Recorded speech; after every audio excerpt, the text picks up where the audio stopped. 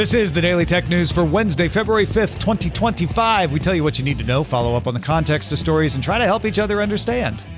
Today, Roger Chang tells us about mini PCs. We address an open letter in our subreddit from Technomensch, and more from your emails. I'm Tom Merritt. I'm Jenn Cutter. Let's start with what you need to know with the big story. So, every once in a while, I find it necessary to cover why I'm not covering a story that a lot of people want me to cover. And today is one of those days. Longtime and very trusted member of our community, Technomensch, posted an open letter to the DTNS subreddit with a plea for me to cover more of the stories coming out of the U.S. presidential administration. It's well-intentioned. It's an honest request. He only threw a little bit of shade at me. So I'm going to address it by talking about what I think is asked for and explain why I haven't covered it. On Monday, we did mention a story in Wired about some of the people working for the U.S. Department of Government Efficiency.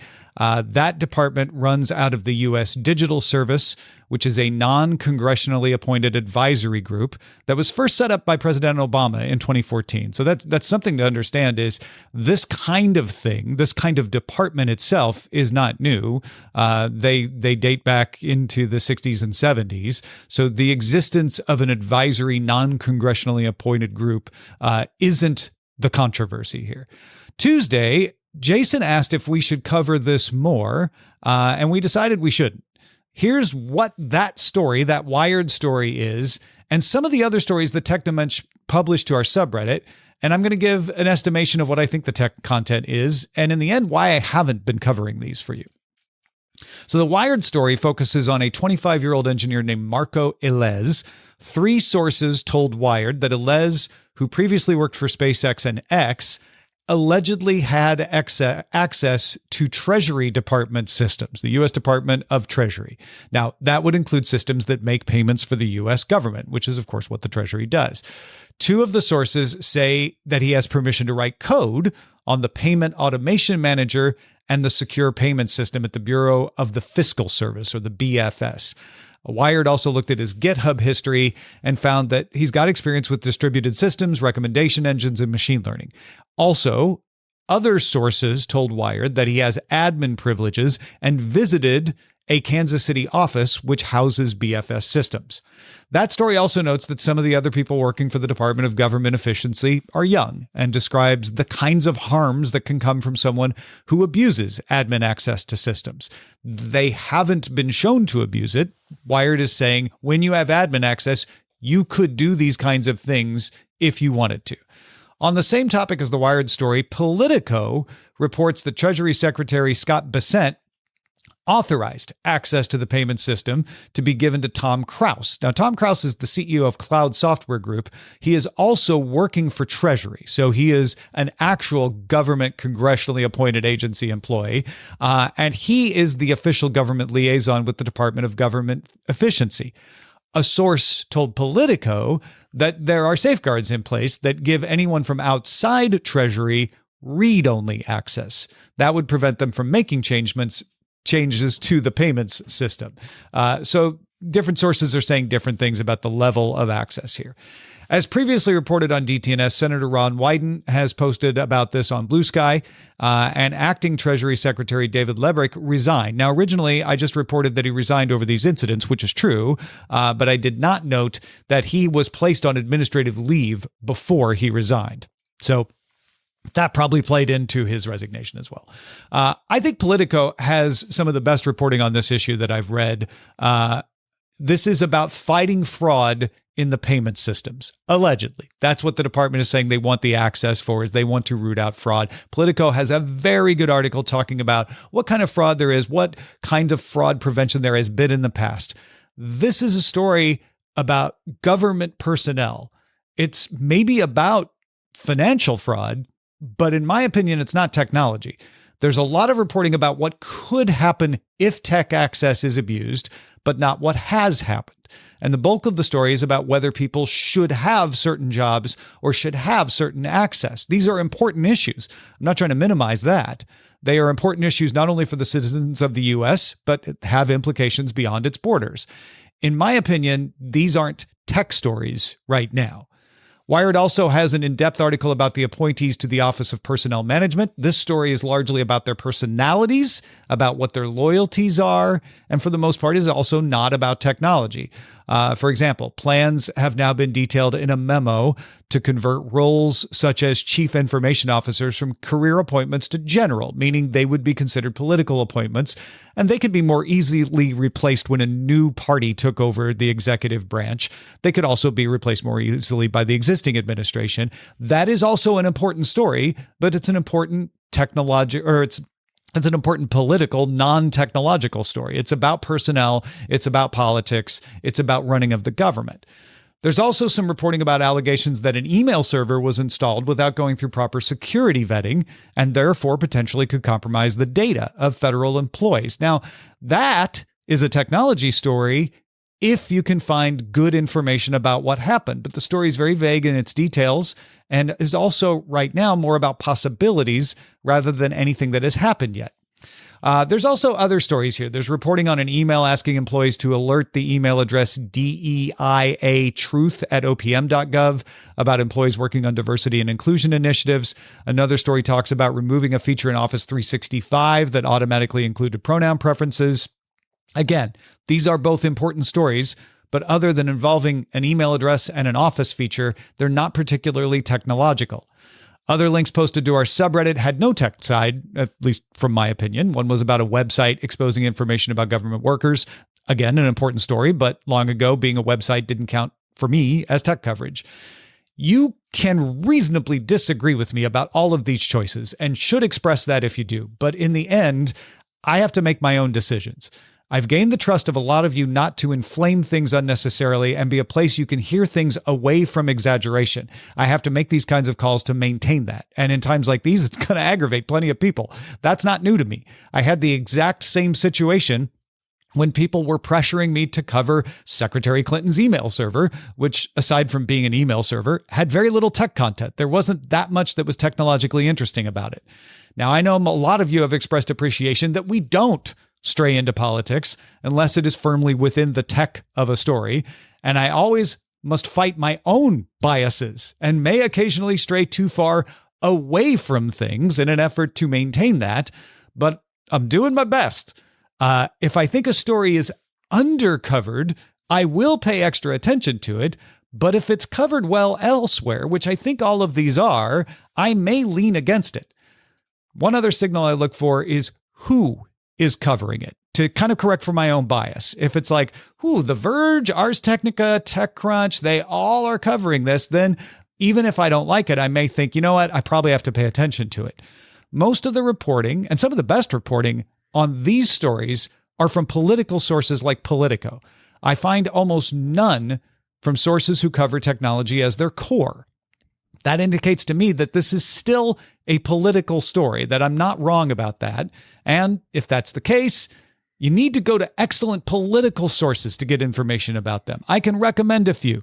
Jenn Briney does a fantastic job on Congressional Dish, covering what Congress does and what these appointments mean and what the Department of Governmental Efficiency is and is not from a governmental point of view.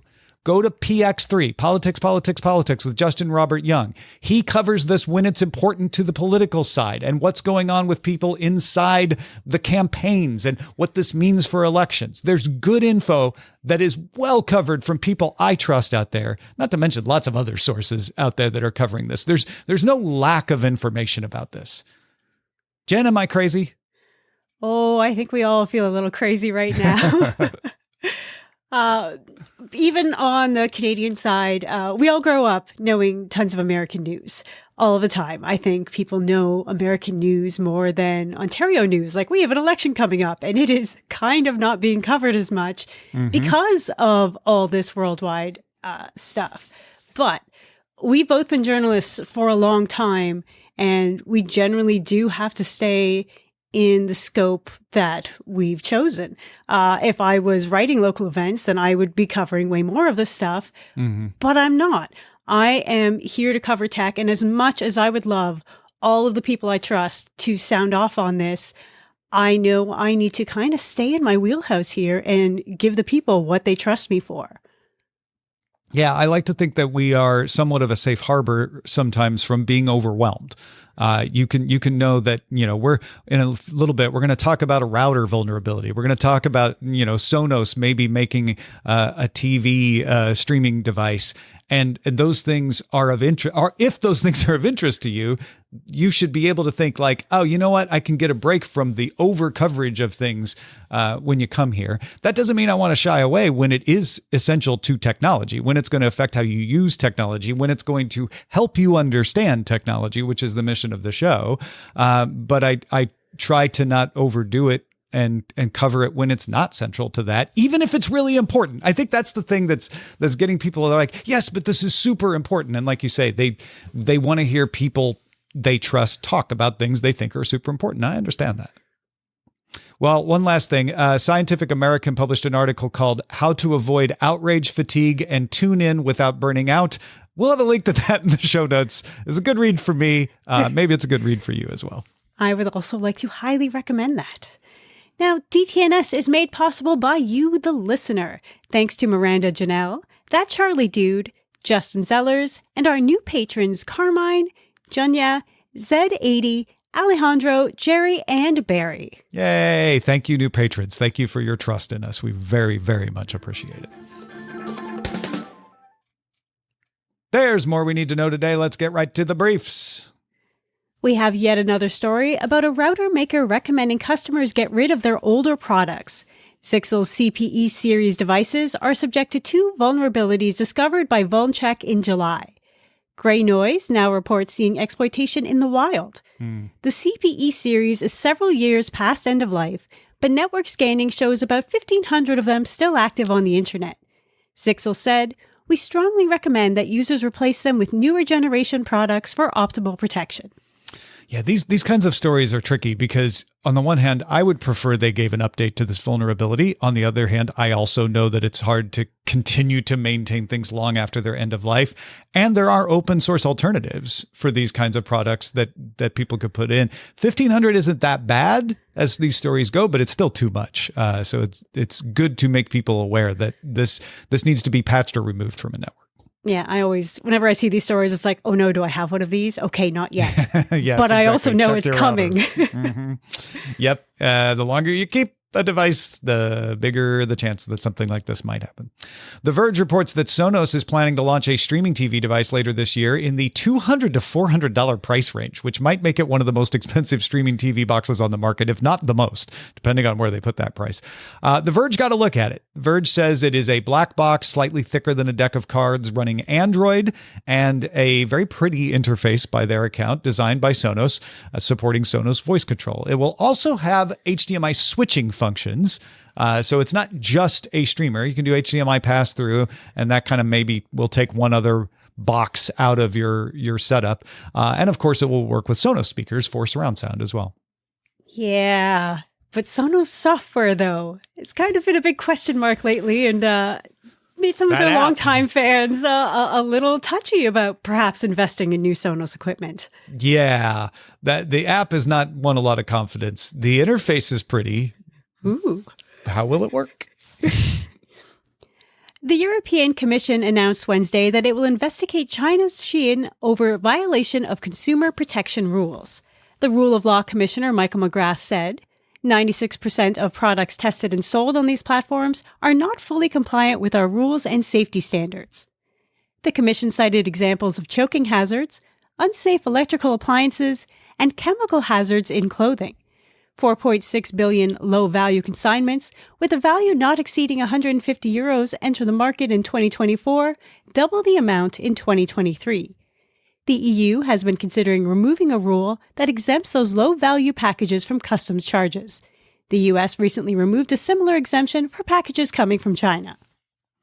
During its earnings report Tuesday, Alphabet said its Google division will spend $75 billion this year on capital expenditures. That's an increase meant to build data centers and servers to improve its competitive position with OpenAI and other makers of generative models. It's a lot of money, too. Not everybody who invests in Alphabet was pleased to hear they're going to spend that much money. However, Google's revenue is still up 12%. That's slower than the same quarter last year. Google Cloud revenue rose 30%. That's still going in the right direction, but analysts had expected 35%. YouTube satisfied expectations with 13.8% growth in ad revenue. That's a new high.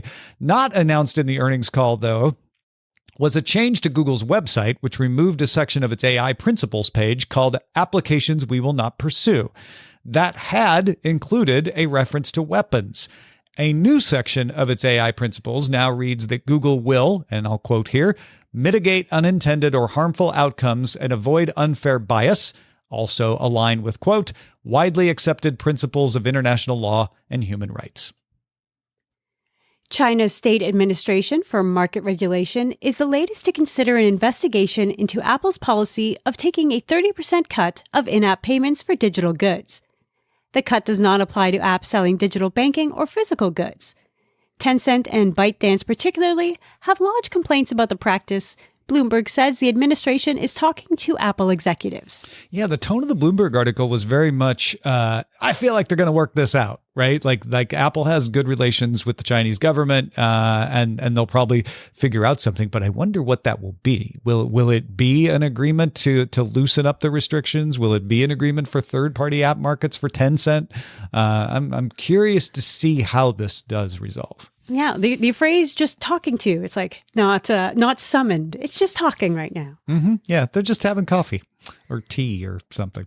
Uber has opened a wait list for customers in Austin, Texas to sign up for rides with driverless Waymo vehicles later this year.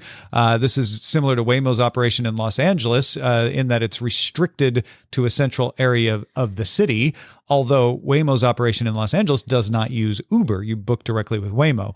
Waymo and Uber are also partnering in Atlanta, so there should be a service launching there. Tuesday, Uber reported revenue was up 20% and trips up 18%, but it did forecast slower growth in the coming quarter.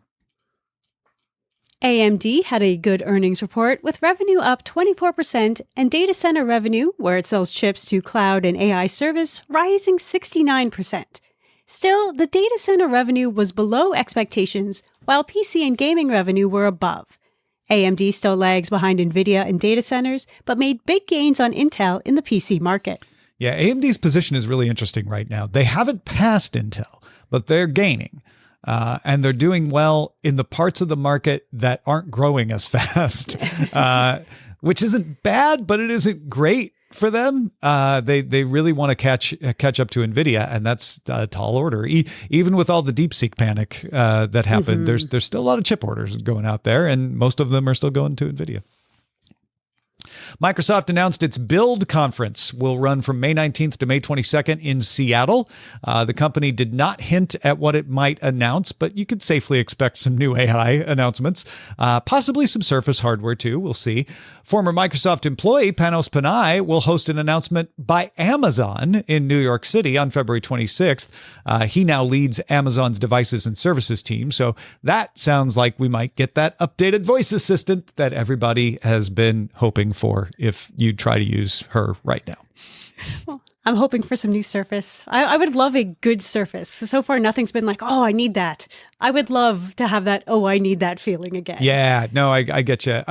Surface devices, Microsoft's walking a weird line there, right? They don't want to outcompete their partners, but they also want to provide you good reference hardware. And I've had a Surface device in the past, and they were really good. It would be great if they were great. You know what I mean? Definitely. And one more announcement of an announcement. Nintendo announced it will give everyone a closer look at the Switch 2 on Wednesday, April 2nd at 9 a.m. Eastern Time. The Nintendo Direct stream may also announce new games for the Switch 2. All right, that's all the announcements. We're going to finish up with some Gartner estimates about worldwide semiconductor revenue. Chip sales rose 18.1% in 2024. That's no surprise with all the data centers being built. Samsung took back the lead spot, though. You may be forgiven for thinking that Samsung had fallen so far behind with all the consternation they've been having internally and difficulties with their CEO. But they are now the top chip seller for 2024, according to Gartner, bumping Intel to second, mostly thanks to strong memory sales. Samsung is one of the world's leading makers of memory, and memory prices recovered. NVIDIA came in right behind Samsung and Intel at number 3, and SK Hynix, another Korean company, also improved to number 4. That pushed Qualcomm down 2 places to number 5. I wouldn't overinterpret that Qualcomm fell farther than Intel because Intel has farther to fall. But I would say pay attention to SK Hynix. They are on the move and selling more chips all the time. Those are the essentials for today. Let's dive a little deeper in the ongoing stories and follow up on something. Back in December, our producer Roger Chang wrote a Patreon column about why he was excited to get the new B-Link SER5 mini PC. But then he followed up last week with a column about why he returned it. So, are mini PCs a bad idea? Not necessarily. Roger told us why. So, Roger, thanks for talking about this again. I know people should probably go to the Patreon column if they really want to get all the details, but I figure a lot of people may not quite understand what we're talking about. So why did you get the mini PC, the B-Link SER5? What was attractive about it in the first place? So there were two things. I was originally in the market for a new PC laptop, or a newer PC laptop. And I was trolling all the Black Friday sales sites, and Amazon actually had one. But I was scrolling through, and I also saw that they had this mini PC, and it's a very small PC. It's about the size of two 12-ounce cans of sodas together. Yeah, that's tiny. And what attracted it to me, one, was the price. It was $300. Not bad. Two, the specifications. It was an AMD Ryzen 7 5800H, 32 gigs of RAM with either a 1 or 512 gig NVMe. Also, it was just a very small form factor that seemed very easy to integrate into my existing setup without having to move a lot of existing equipment out of the way to accommodate it. Because the idea with the mini PC is you have to provide the peripherals, the keyboard, monitor, and all that. Exactly. Right? But you pay less and get pretty good specs, it sounds like. You get pretty good specs. I don't need a new monitor. I got 4 monitors or 3 monitors. I have 5 keyboards, and I have an untold number of mice. So that wasn't what I needed. What I needed was the computing portion of it, and it seemed like it fit the bill. I needed something to have as a backup to the Dell workstation I typically use for all the DTNS stuff. One, because I always like having a backup. I not with this machine, but the machine I replaced with my current Dell workstation had a couple of instances where either the power supply or one of the drives conked out during the middle of the week, and it was very stress-inducing trying to get it back up and running in order to accomplish all the work. So I just wanted some sort of safety net. Yeah. And you got a decent price. You got good specs. You were very enthusiastic in your column in December about it, and it sounds like you're not like totally like saying it's bad. Why did you end up returning it? I ended up returning it because for two specific reasons. One, Joe, the individual behind the scenes who sets up our streaming and produces all that aspect of it, we couldn't figure out what was causing my video artifacting in the show while using it. And I went through a number of issues. I decrypted my drives. I turned off BitLocker. I did a number of things that we could not fix that visual artifacting on the tools we use. So, I mean, that was a big strike because I can't really do the show if I'm looking kind of weird. Yeah, so it's a specific use case for you. Was there anything else? If somebody's like, well, I don't do shows, sounds great to me. Yeah. 2 was the noise. So once okay. it uses a laptop fan to cool it, and if you're doing most tasks, it's fine. It's actually very quiet. But because I do live streaming while also recording the video through StreamYard OBS, it's taxing the processor. And it's not that the processor can't take it. It's just generating a lot of heat. So the fan really cranks up and you hear it. And more people are going to run into that. Even if they don't do streaming, they might do something else that's CPU intensive. So if you do, for example, I was using Premiere Pro with it, and for most cases it worked fine. But once you started doing 4K video or you were exporting, it was a lot. It was definitely noticeable. The fan was really noticeable, and I don't know if it's just my ears, but it just hit that frequency that I found very annoying. Like, it was fun. I thought I could live with it for a week, but at the end of the week, I felt like, it was sort of annoying. It's like having a car alarm that you think you can sort of ignore, but it's just like that car alarm again, and it was sort of that. And those were really the only two issues. Everything else I found actually I really liked about it. Again, it was small. It actually comes with a VESA bracket. So if you wanted to, and you had a VESA compatible monitor, you can actually bolt it to the back of the monitor, making it sort of VESA, like the standard for attaching things to monitors and displays and stuff. Like TVs, a lot of TVs have that too. A lot of TVs, so you can mount it on the wall. Well, it uses that to mount itself to the back of your monitor. Okay. So you could effectively have like an all-in-one unit, keeping a very clean space. Very powerful for what it is. It's essentially the guts of a very powerful laptop without the laptop screen. And if you're fine with that, and most people generally are, they're very affordable workstations. If you need to outfit, say, 4 or 5 people with a low cost but a very functional Windows, and I will add this, it comes with Windows 11 Pro pre-installed with a legitimate key. Yeah, okay, and good. you need all that, and you just need to set people up. It's like $350. It's perfect. You do office work, you do any kind of light photo editing, any light video editing, it's perfect for that. So that's the Beelink SER5.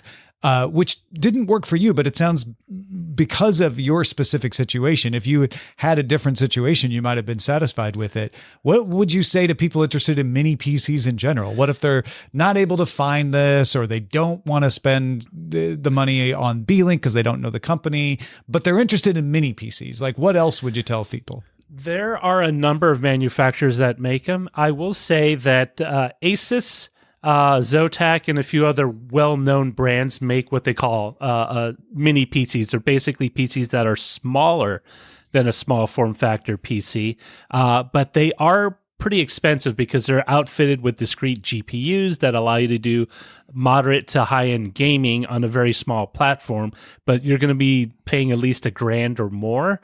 There are still less than you would pay for like a complete system in some cases, but not the $300 screaming. And now, if you want to look at the $300, $400 range, Beelink isn't actually bad. From everything I have read in my personal experience, that I didn't have any issues with malware. I didn't have any issues with the machine just breaking and conking out.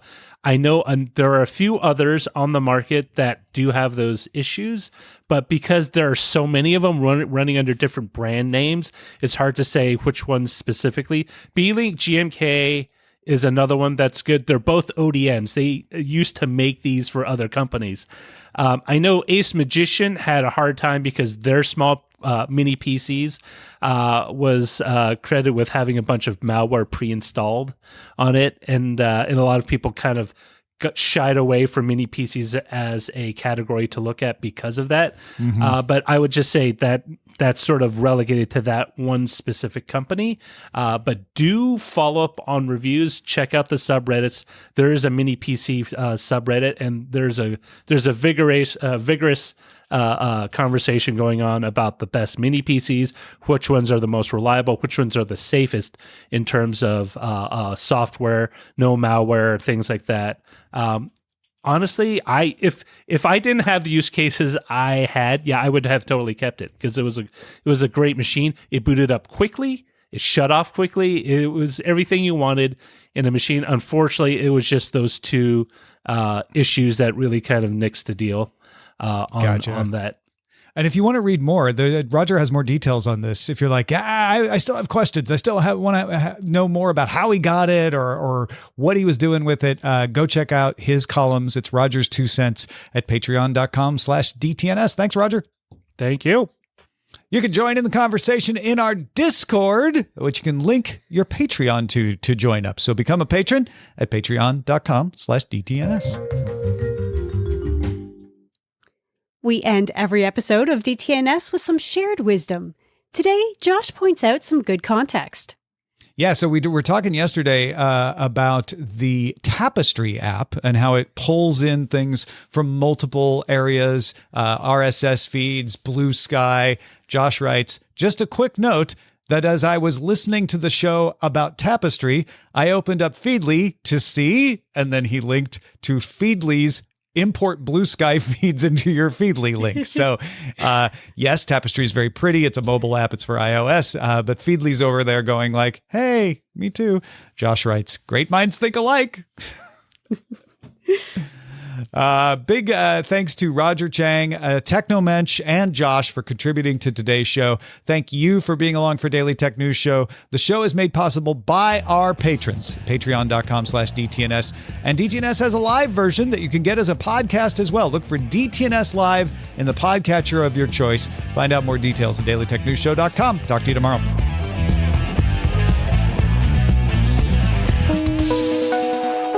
The DTNS family of podcasts, helping each other understand. Diamond Club hopes you have enjoyed this program.